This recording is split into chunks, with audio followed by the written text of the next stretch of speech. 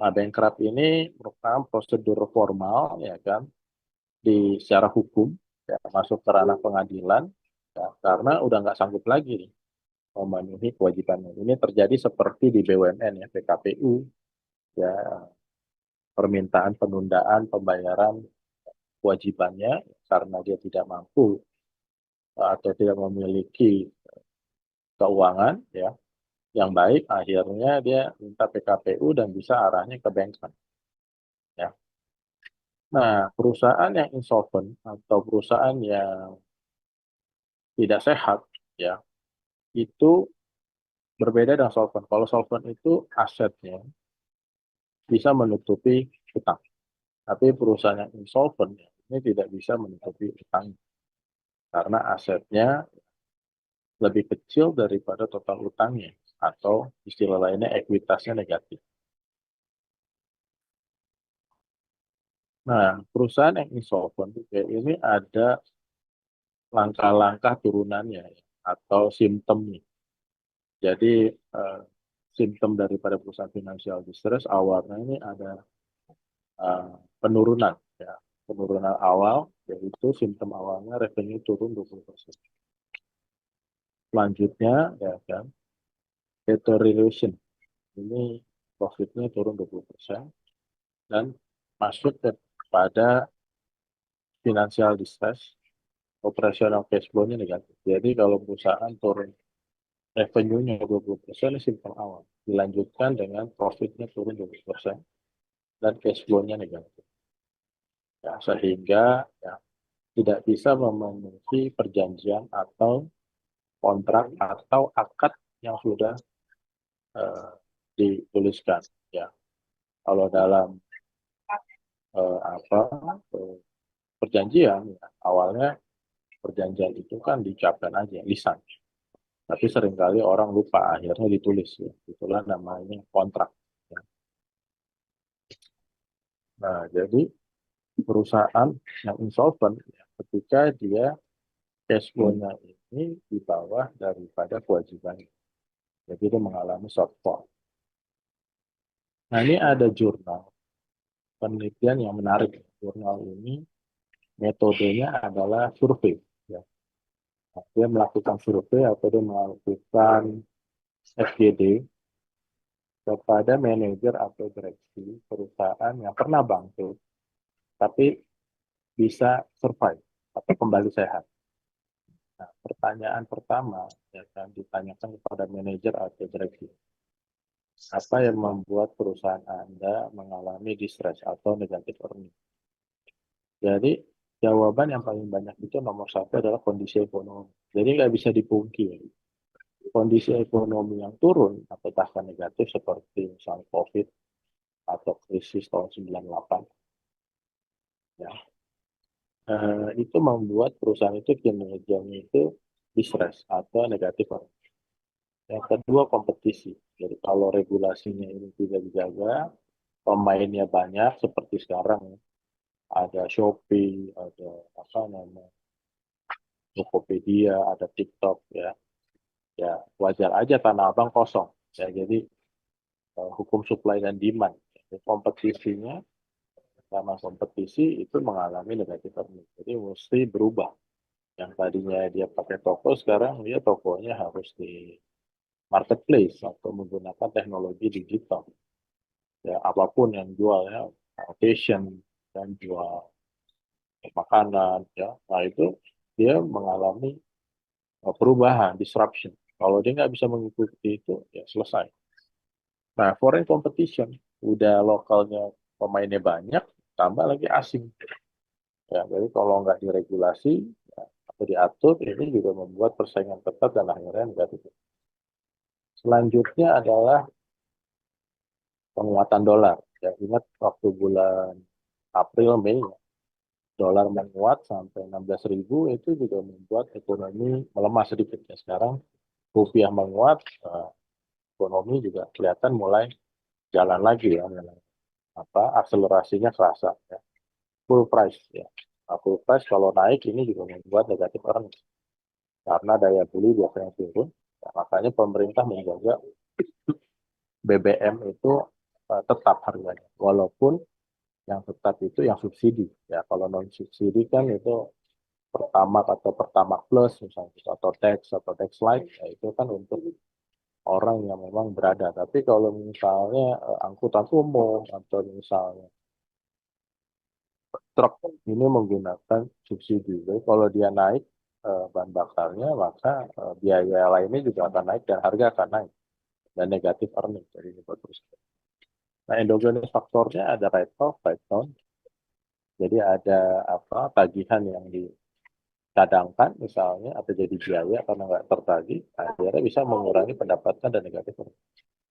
Gagalnya unorganik strategi seperti akuisisi atau fortification atau over expansion.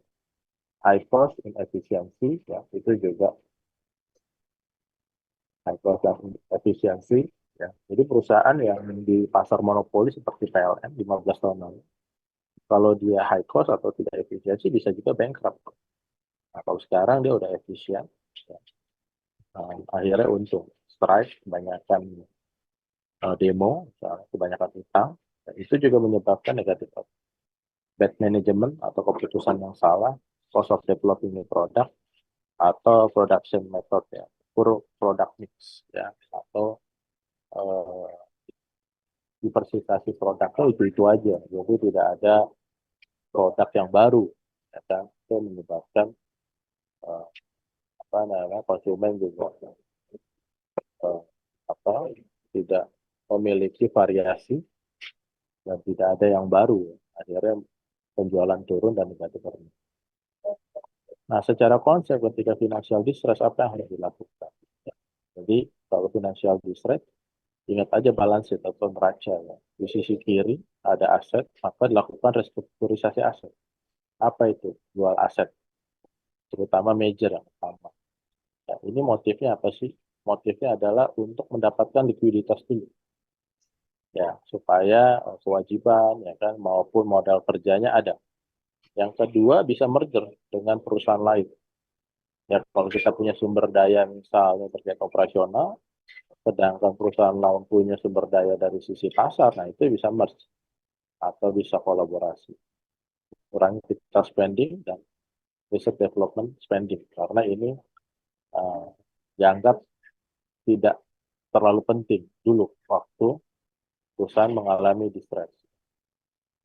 Nah, sisi kanan ya financial restructuring, ya, yaitu nerbitin uh, utang baru ya MTN, promissory note misalnya atau right issue ya. Jadi issuing new securities, negosiasi dengan bank, nah, ini yang lagi ramai di BUMN melakukan restrukturisasi, perpanjangan utang yang tadinya utangnya 3 tahun, 5 tahun cicilannya berat, jadiin 30 tahun atau 20 tahun supaya ringan cash flow-nya jadi terlalu berat untuk membiayai cicilan maupun bunga atau apa namanya kupon ya. Atau melakukan swap ya, exchanging debt for equity swap, atau kalau nyerah bankrupt aja, masuk ke pengadilan. Nah, ini ada penelitian mengatakan kalau perusahaan financial distress 49% bisa melakukan restrukturisasi secara non finansial. Ya, 51% melakukan financial restructuring. Dari 51% ini 47 private workout, 53% legal bankrupt. Nah, ketika dia legal bankruptcy atau chapter 11 di Amerika bilangnya, ya. Nah, ini pas di pengadilan 83% bisa selesai deh, organize atau emerge. 7% merger dengan perusahaan lain, 10% aja likuiditas. Jadi artinya selama masih ada ikhtiar, perusahaan itu masih bisa diselamatkan. Nah, bagaimana mengukur resiko kredit ya, atau resiko gagal bayar tadi? Nah, ini eh, dimulai sebenarnya ada namanya Duran tahun 1950. Walaupun setelah itu dikembangkan oleh Altman. Nah, yang terkenal itu Altman bukan Duran. Ya.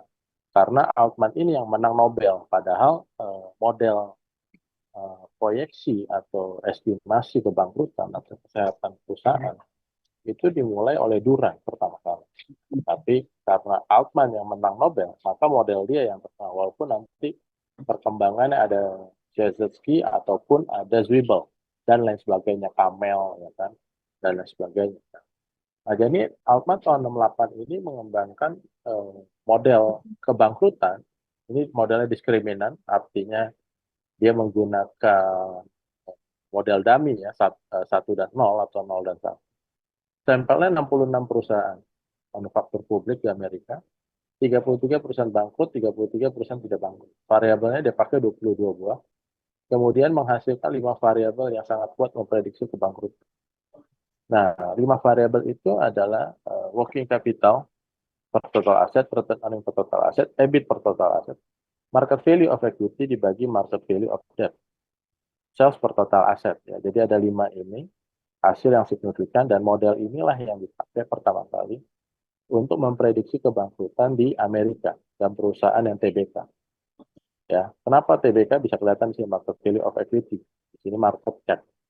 Ya, market cap itu hanya bisa didapat dari perusahaan TBK.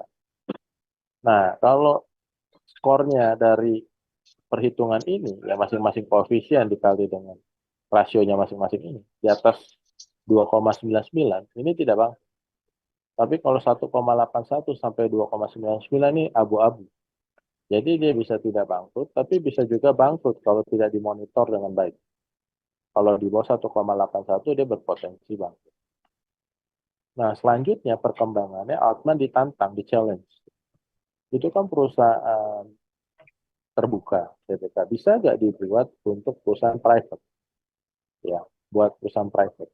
Nah, maka dia uji lagi, dapatlah working capital per total asset, return on total asset, EBIT per total asset, book value of equity. Jadi ini nilai buku daripada ekuitasnya. Ini kan laporan keuangan ada, harus TBK.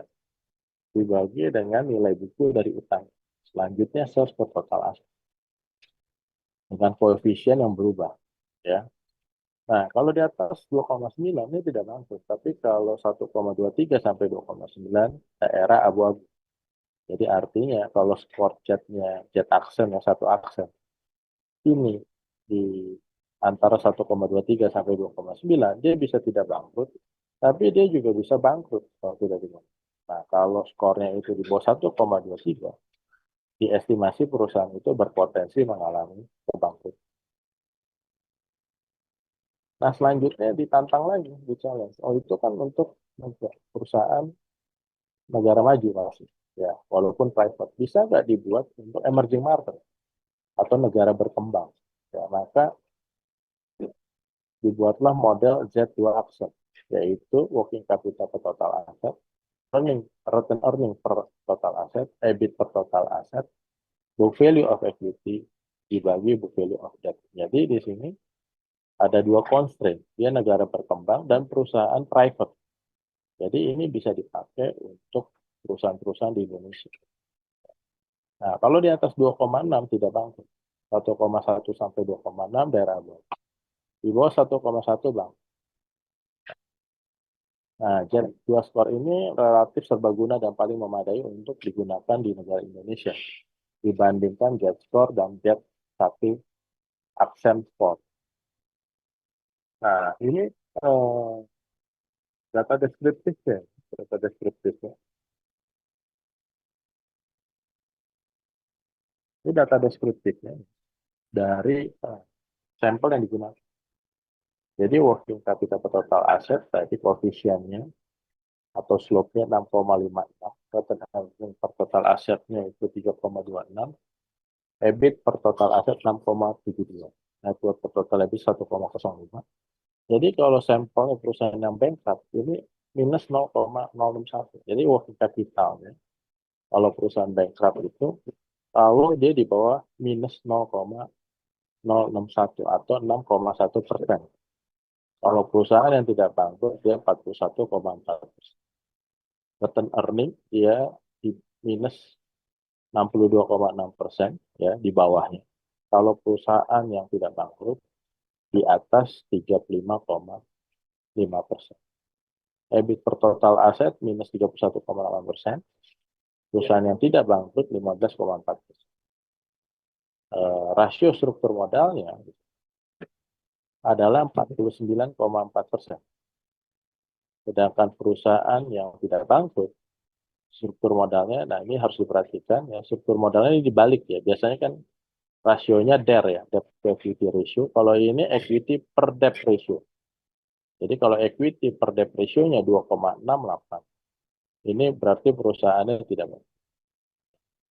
Nah, menariknya adalah dari 4 variabel yang signifikan menurut Altman, 3 variabel atau 3 rasio ini semua terkait total aset. Working capital per total aset, return earning per total aset, EBIT per total aset. Hanya satu struktur modal, yaitu net worth atau ekuitas per total liabilities. Jadi artinya perusahaan untuk terhindar daripada financial distress, dia harus menjaga working capitalnya, return earningnya atau laba ditahannya, dan earning before interest and tax atau laba operasi. Nah, jadi tadi ya dengan model sebelumnya ya di sini dikonfirmasi dari data deskriptif, jadi aman 2,6.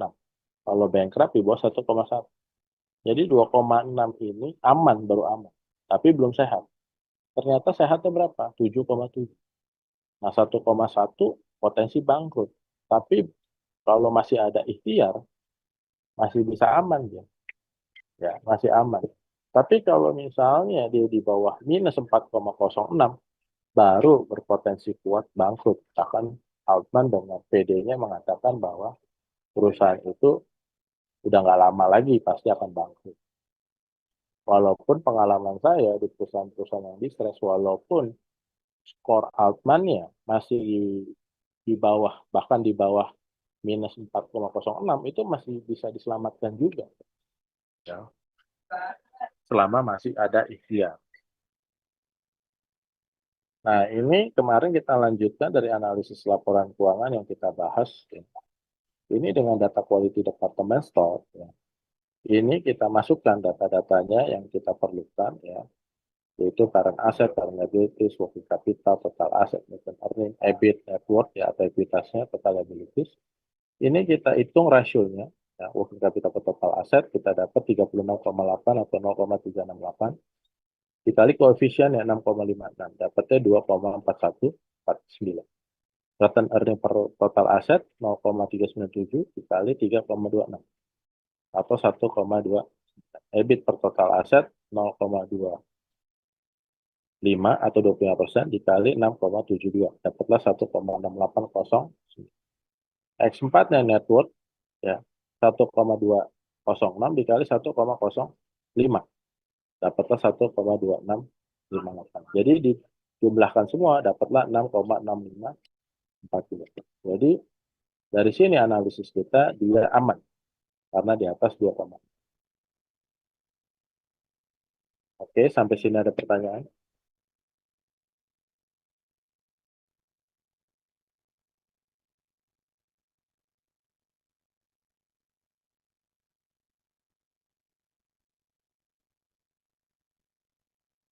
Aman ya? Clear ya?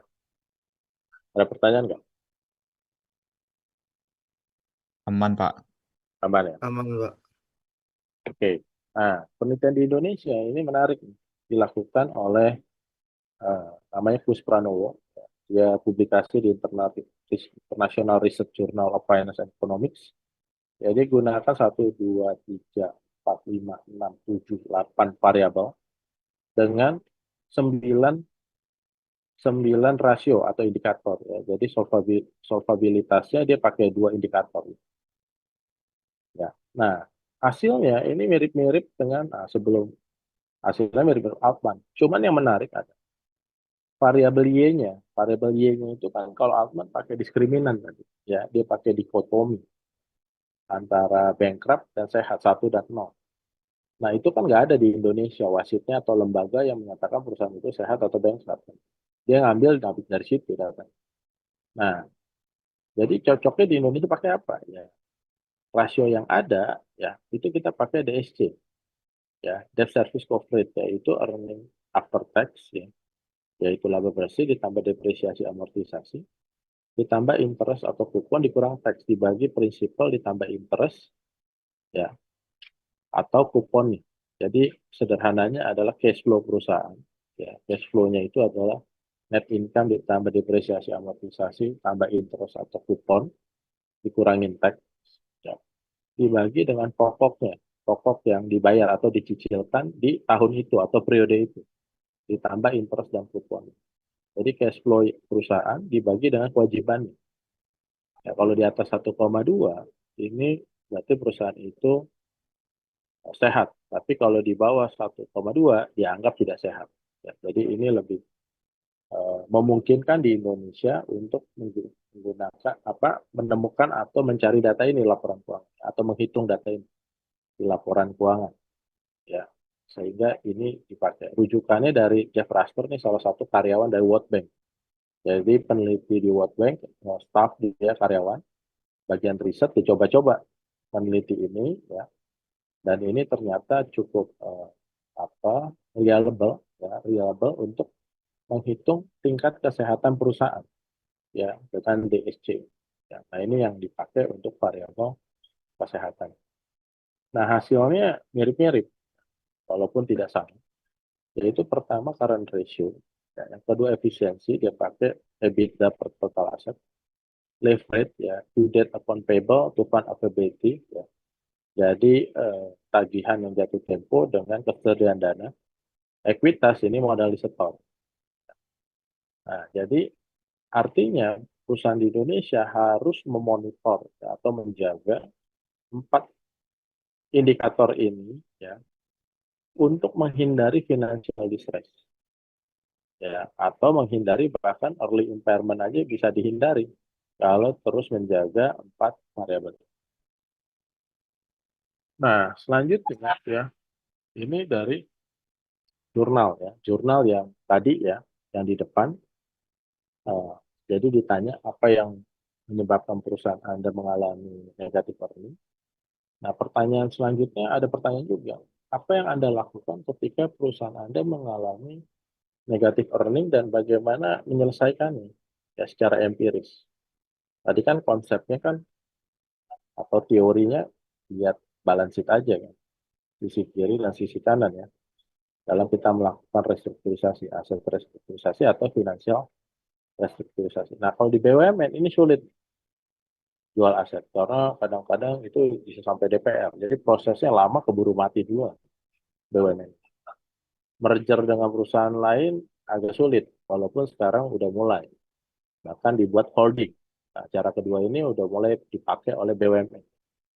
Kurangin capital spending atau CAPEX atau investasi, dan research development spending ini juga organik. Ini juga banyak dilakukan.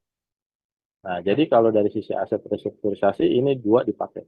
Ya, kalau ini agak sulit. Ya, sampai sekarang pun jual aset tuh banyak temuan, bahkan bisa jadi objek perkara tuh, sama kayak kasusnya mantan dirut Pertamina ini gara-gara jual aset dia kena. Padahal asetnya kecil tuh, cuma rumah di Permata Hijau kena penjara berapa tahun dan suruh ganti rugi. Ya. Nah, dari finansial restrukturisasi, nah ini banyak, ya, BUMN melakukan ini maupun private, swasta juga melakukan ini. Nerbitin utang baru, dia lakukan right issue atau PMN, negosiasi dengan bank nih banyak. Makanya kalau sekuritas nih banyak nih order melakukan advisor, ya, advisor untuk melakukan restrukturisasi negosiasi dengan bank, ya. Terus swap, ya, ini juga sudah dilakukan Garuda dulu dengan Mandiri, ya, dan berhasil. Mandiri exitnya melalui IPO. Nah, sekarang yang kena adalah BTN, BNI. Ya, BTN dan BNI kena utang lagi sama Garuda kan. Nah, sekarang nanti exitnya mau apakah debt to equity atau gimana nanti kita lihat.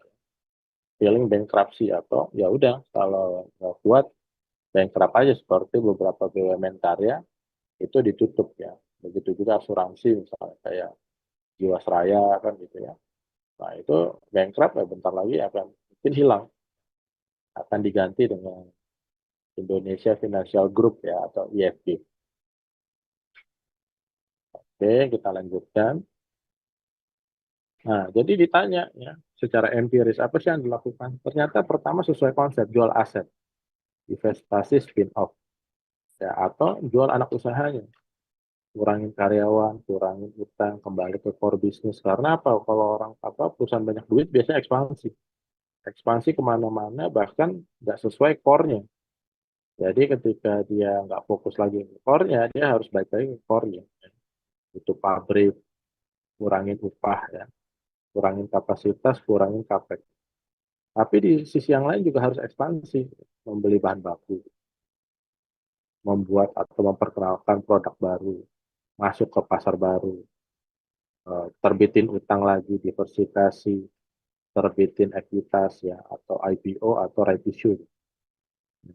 Rubah marketing atau pricing, rubah marketing, rubah nama, rubah pricing, eh, rubah production method ya, atau manajemen structure, modernisasi atau improve efisiensi. Ya. Kalau dulu nggak ada bagian digital marketing misalnya atau digital atau teknologi digital, nah sekarang di era teknologi digital atau IT atau misalnya digital dia mesti ada struktur di pengembangan eh, digital atau information technology kan gitu atau ya kayak di sekuritas lah kalau dulu nggak ada tuh yang terkait IT semuanya buka cabang kalau sekarang cabang ditutupin sekarang masuk ke online trading sekarang ya. Jadi strukturnya berubah kan gitu. Eh, terus juga apa namanya kalau compliance dulu satu divisi sekarang udah satu direktorat karena compliance-nya udah sangat kompleks dan sudah sangat komprehensif ya. Jadi udah satu direktorat tersendiri seringkali. Nah, begitu juga modernisasi ya, joint venture, ubah manajemen struktur tadi ya, atau pindahkan produksi atau apa namanya cabang, cabang ke pasar baru atau eh, negara lain ya, kalau dia punya pabrik atau dia punya cabang ya. Contohnya kita sekarang punya IKN, beberapa hotel udah buka di IKN kan, gitu lagi ini apa namanya buka hotel di sana. Karena kedepannya diperkirakan akan rame dan akan ekspansi ke sana ya. Begitu juga kampus-kampus bukan di IKN. Ya. Berubah inventory investment ya, uh, inventory production policies ya. Yang lainnya rubah fokus produk atau market mix ya dari perusahaan atau minta bantuan perusahaan kayak kemarin COVID ya kan minta regulasi untuk perpanjangan apa namanya restrukturisasi kredit akibat COVID. Nah, terakhir improve quality ya. Jadi diurutkan dari yang paling utama ya kan sampai yang apa namanya kecil-kecil ya. Nah, ini empirisnya. Jadi sedikit banyak mengikuti daripada konsep atau teorinya.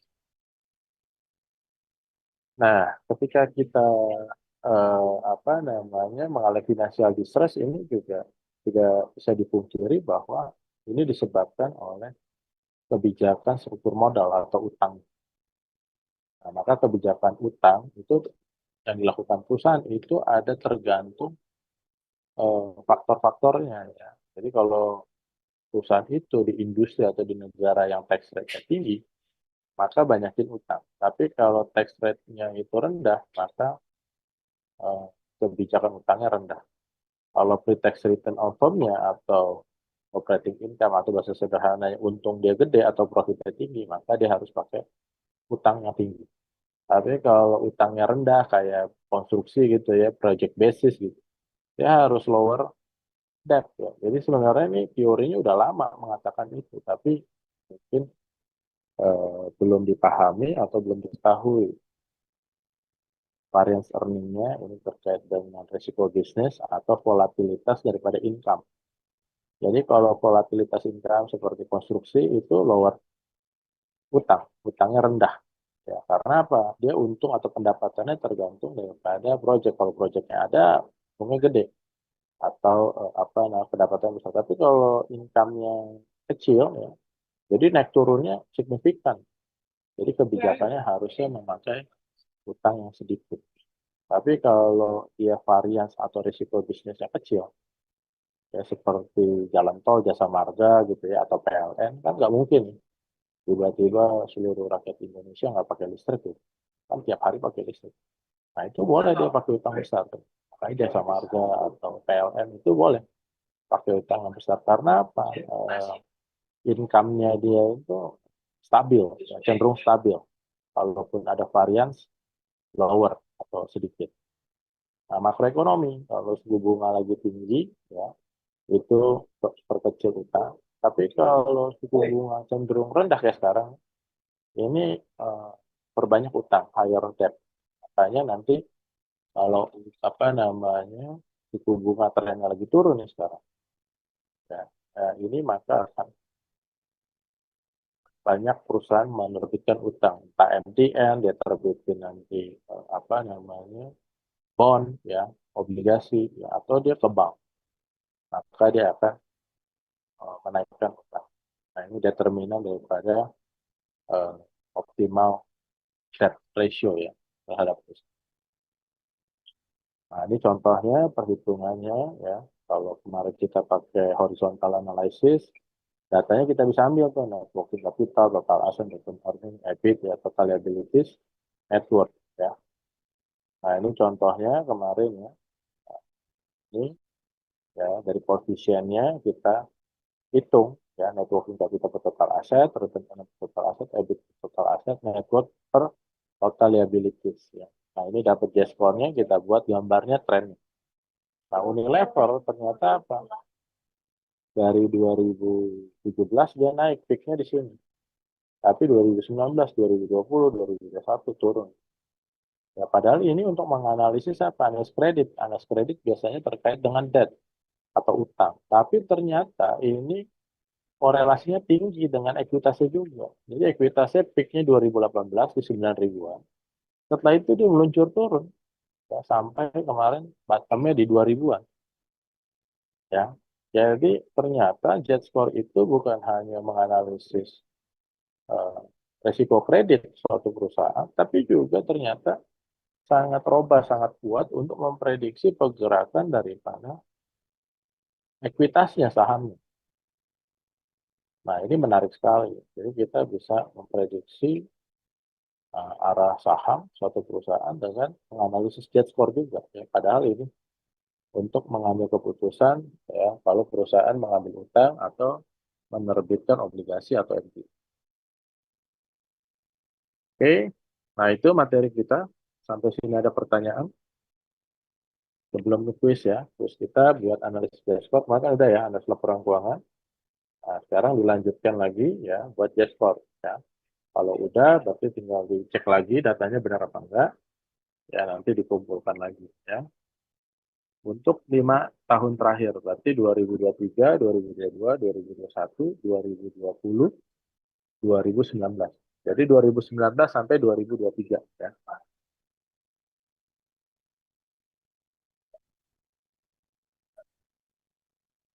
Ada pertanyaan sampai sini?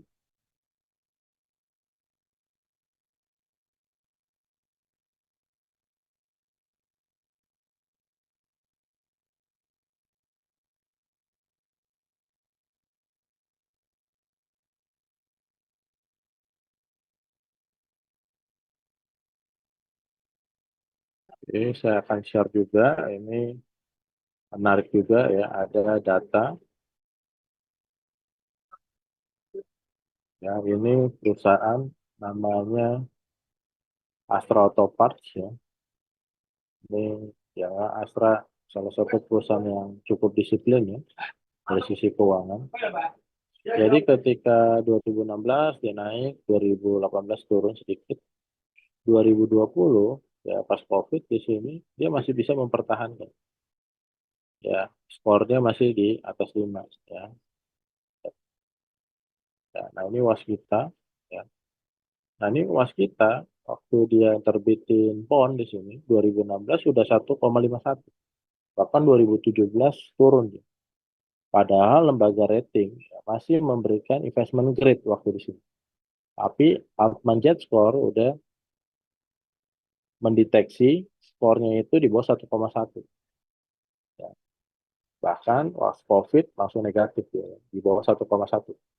Minus 1,0. Walaupun di situ lagi-lagi masih investment grade.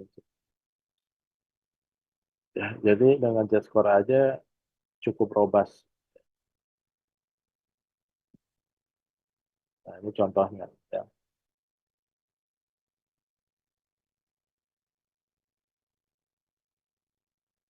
Oke, sampai sini ada pertanyaan.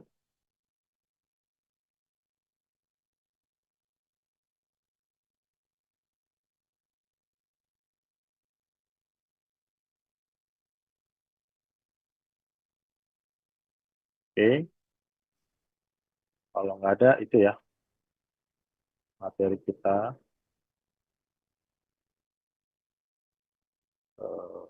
eh, dikerjakan outline-nya. Ya. Oh, untuk emitennya sama tugas yang kemarin, Pak. Sama, ya, supaya nggak dua kali kan. Oh, Supaya nggak dua kali ngerjainnya. Masa masukin data lagi kan. Ya, oke, siap, Pak. jadi supaya nggak dua kali pakai emiten kemarin aja. Ya, lanjutin ya. Jadi dibuat di sheet berikutnya itu tentang analisis kredit atau jet spot. Ya.